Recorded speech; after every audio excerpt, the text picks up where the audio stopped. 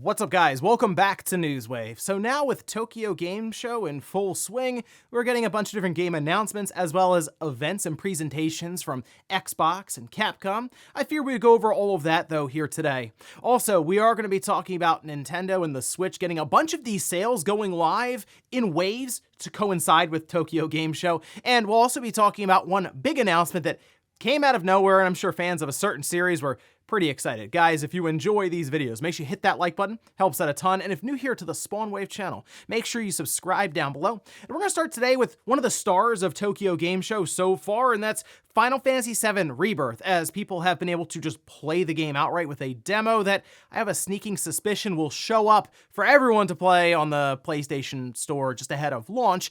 However, we also had a bunch of questions being posed to the developers. One caught my eye because it had to do with just the world in general and really how seamless it is. Well, we can see this posted up. This is over on pressstart.com.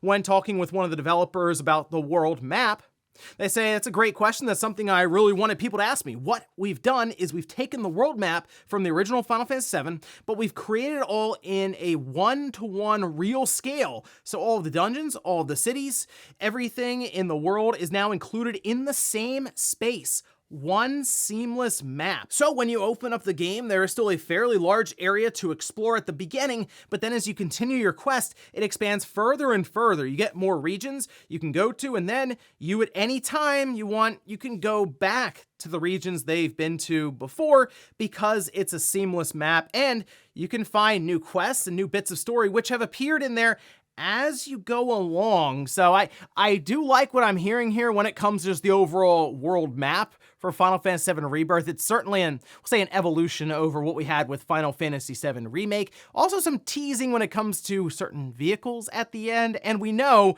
we've seen, or at least we believe we've had Emerald Weapon teased, and makes me think of maybe the submarine going underwater.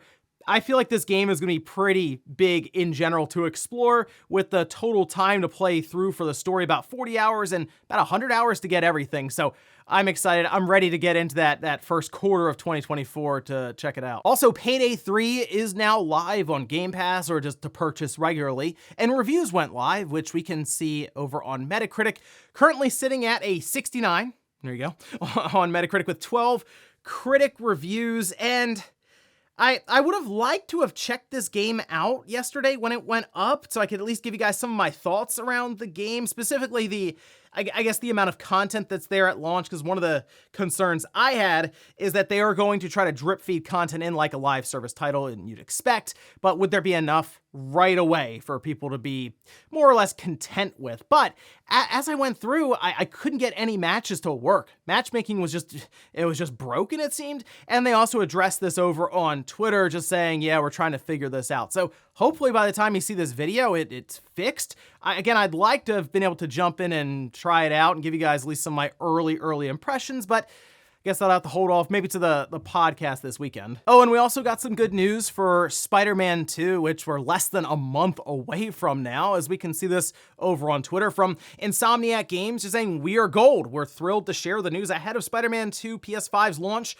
on October 20th. And they had a fun video with the different cast members from the game, and just how excited they are about the game basically being completed there, going gold, and we really look forward to everyone's thoughts on it when they get in their hands in about a month. And yeah, this is another big title I'm really excited for, and the more they've shown about it, talked about it, these different previews, it does look like this is going to be like the pinnacle for Insomniac, and definitely a game that continues to evolve what we had with Spider-Man on the PS4. So hey, just more and more games continue stacking up for 2023. And guys, with some of the quick news out of the way, let's get into the bigger stuff. Let's start right away with Xbox and their Tokyo Game Show.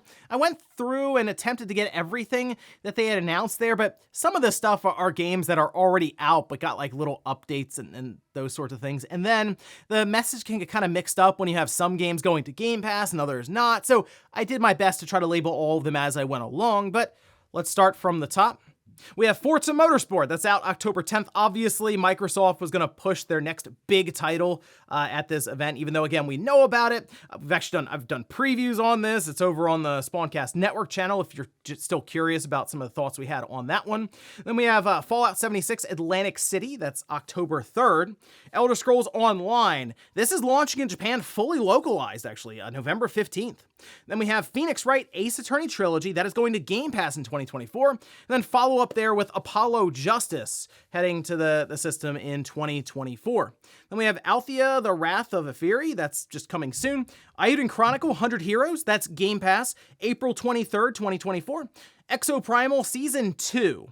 This is the Street Fighter crossover they had showed us previously that no one expected that, but there it is. That's October 18th. Hotel Barcelona. I believe this one is from the collaboration of Suda and Swery, but that's a 2.5D. They label it as like a slasher film sort of parody kind of game. So, I mean, it's different, I guess, but that's 2024, so look out for that one. Infinity Strash Dragon Quest, The Adventure of Dai.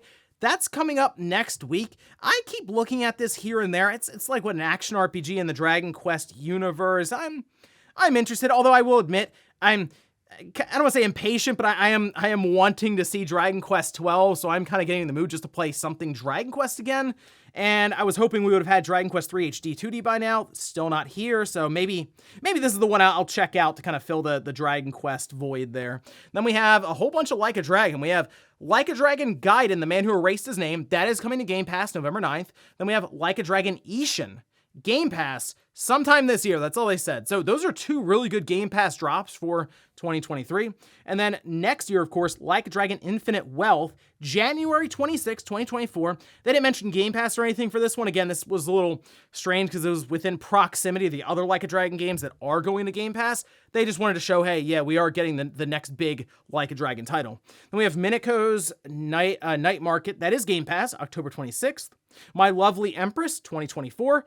Octopath Traveler 2 in 2024. That's a good release, I think, for the Xbox platform. Again, Octopath Traveler 1 went to Xbox, didn't go to PlayStation. Very weird situation, but Octopath Traveler 2 went to PlayStation, but not Xbox. So at least here they've kind of resolved that. You can play both of them next year when we have Octopath Traveler 2 added in. Then we have Pal World. That's 2024. This, if I remember right, was Pokemon with guns. So I'll say Party Animals, which I will admit, Party Animals is more fun than I was expecting. It's kind of off the wall, weird, like multiplayer minigame stuff, but it's kind of funny. And that's going to have an Ori collaboration. That's kind of a neat idea.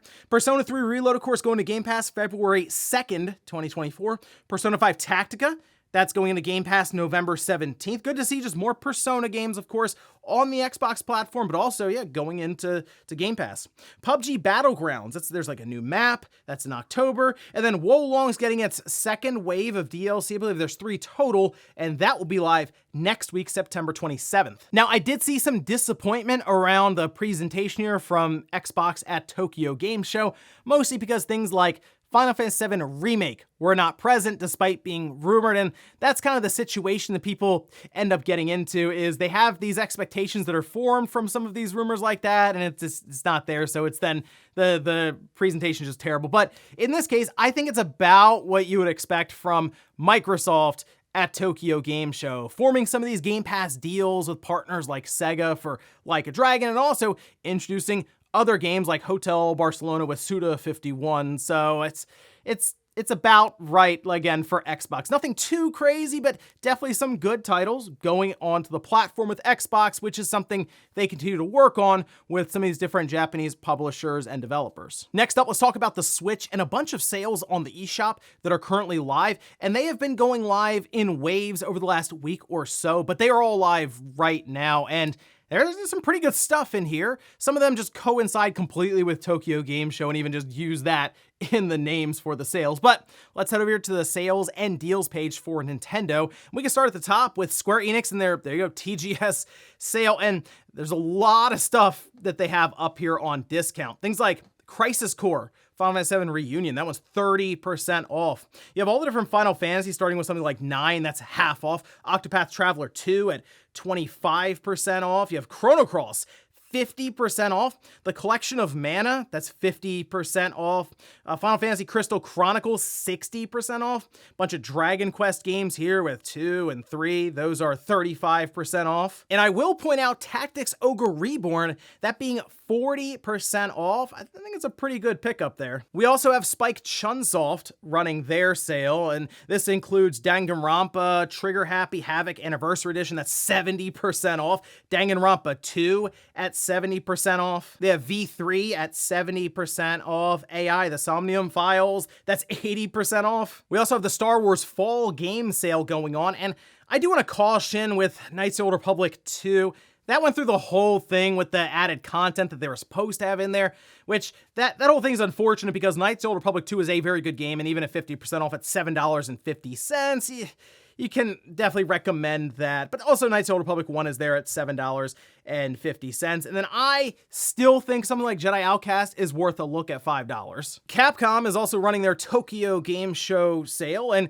this includes quite a bit from their library with the Mega Man Battle Network Legacy Collection at 33% off. They have Monster Hunter Rise plus Sunbreak, 50% off. Hey, Dragon's Dogma, Dark Arisen, we're going to talk about some Dragon's Dogma here in a minute, but that's 83% off at $5. You have the Phoenix Wright Ace Attorney Trilogy at 66% off, and I guess if you don't mind the cloud, there's Resident Evil Village at 25%. Okay, maybe pass on that one, because then you have Mega Man 11 at 66% off. Bunch of the Devil May Cry games like Devil May Cry 3 Special Edition at 50% off. But certainly a chance to pick up some solid games here on good discounts, and of course it going alongside of Tokyo Game Show. Maybe you're in the mood to play a good RPG or a solid action platformer or something from some of these companies.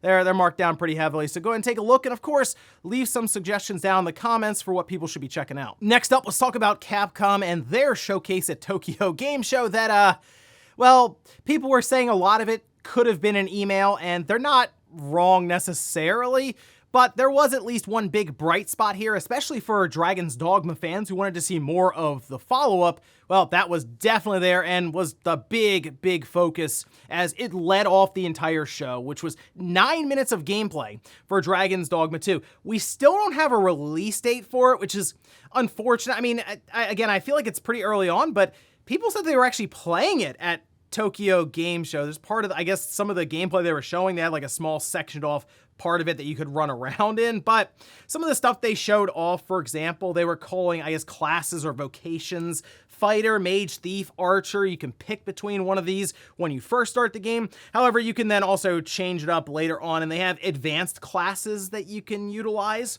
They did show some environmental attacks or things you can do around you to maybe get an edge up in battle. And they also discussed some of the world itself and some of the different locations, specifically 2 larger locations that you'll be exploring. Again, though, no release date. It is currently slated for Xbox Series, PS5, and PC. So we'll just have to keep an eye out for any more information about maybe a release year, window, something. Next up, then, we had Apollo Justice. This we, of course, saw at the Xbox event. However, they showed up here, I guess, with the release date, that being January 25th, 2024. Then Exoprimal with the next update that we already saw at the Xbox show. That was October 18th. And then they definitely annoyed some people because Monster Hunter appeared on screen. I saw this, I said, whoa, okay, this is it. We're getting that Monster Hunter game that people have been waiting for, the follow-up to Monster Hunter World.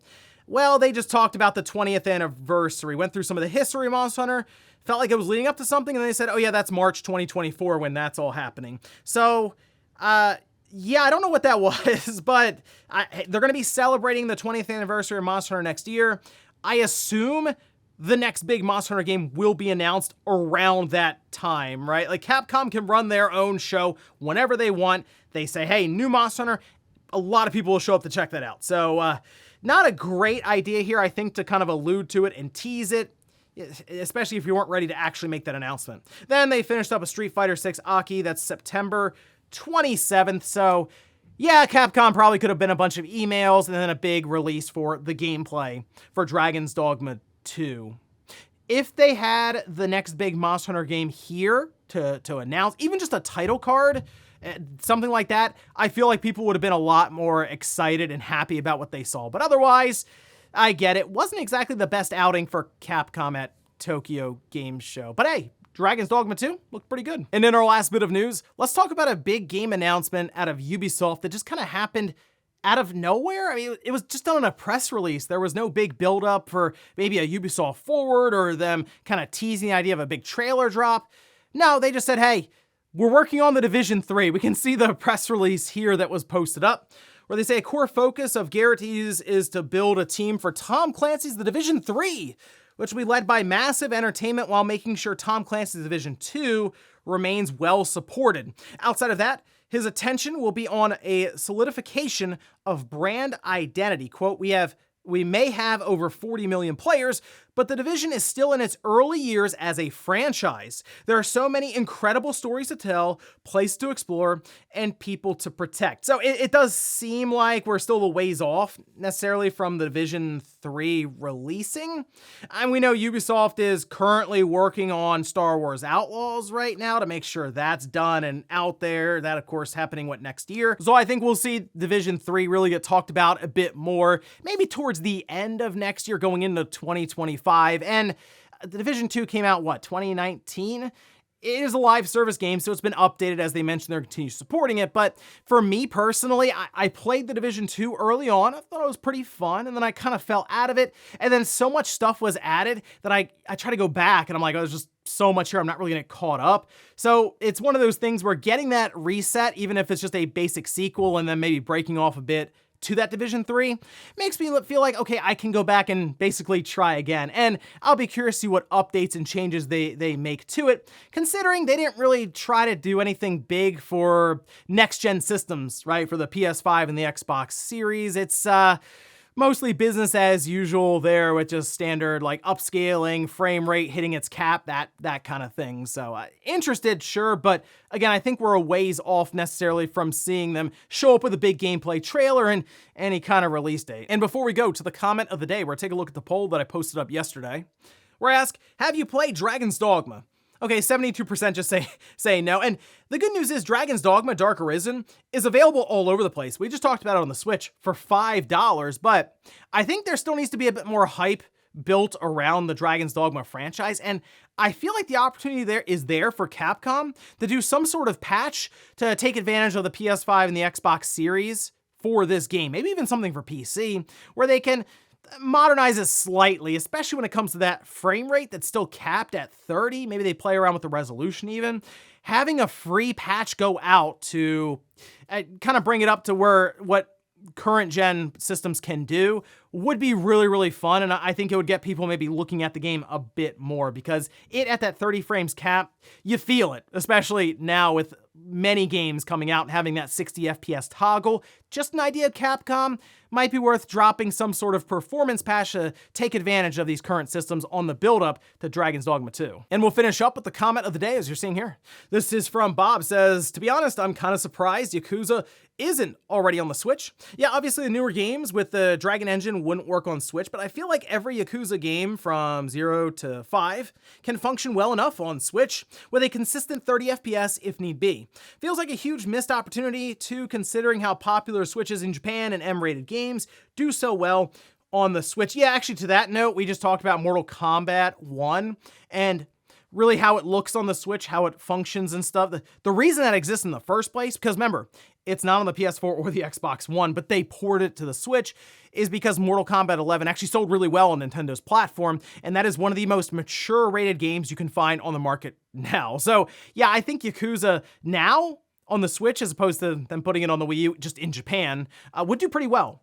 But they maybe feel like they missed the boat a bit, and instead targeting Nintendo's next generation system being there for the first year when there's less games around, we'll say, I think they could probably do pretty well at that point, and then have some sort of partnership with Nintendo going forward for future releases. But I think a lot of third parties are going to come running back now after seeing what the Switch did, trying to not miss out on the boat the second time. And ladies and gentlemen, that's going to do it here for Newswave. If you enjoyed this video, guys, hit that like button. If not, hit the dislike. Leave comments down below about everything we talked about here today. Was Tokyo Game Show with a couple of these presentations. Xbox, Capcom, what'd you think of those? And then also, what about all these sales hitting the Switch left and right? Which games should people be checking out? And then, were you someone who was excited to see Division 3 finally get announced? Thanks guys for watching, and I'll see you next time.